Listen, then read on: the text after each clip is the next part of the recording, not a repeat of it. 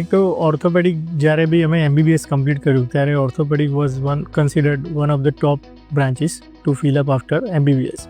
સો એ ટાઈમે MBBS પછી ફ્રી સીટમાં એમએસમાં ઓર્થોપેડિકમાં એ બી ગવર્મેન્ટ હોસ્પિટલમાં એડમિશન લેવું એ થોડું ટફ હતું.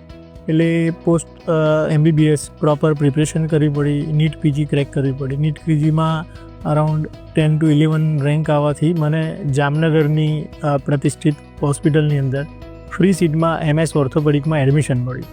હવે ઓર્થોપેડિકમાં એડમિશન મળ્યા પછી ત્યાં 3 વર્ષની રેસિડેન્સી હોય છે. ત્યાં આગળ ઓર્થોપેડિક સર્જન તરીકે કમ્પ્લીટ ડિગ્રી હાસિલ કર્યા પછી વિજાપુરની અંદર ટ્રસ્ટ હોસ્પિટલ છે, TB હોસ્પિટલ, ત્યાં આગળ મેં 1.5 વર્ષ સુધી સેવા આપી. ત્યાર પછી મારું ધ્યેય હતું કે જોઈન્ટ રિપ્લેસમેન્ટના ફિલ્ડમાં હું આગળ વધું. તેથી પારેખ હોસ્પિટલમાં 6 મહિનાની ફેલોશિપ મેં જોઈન કરી. ત્યાં આગળ અમદાવાદના અથવા ગુજરાતના first robotic surgeon doctor Dimple પારેખના ત્યાં મેં 6 મહિના સુધી જોઈન્ટ રિપ્લેસમેન્ટની ટ્રેનિંગ લીધી.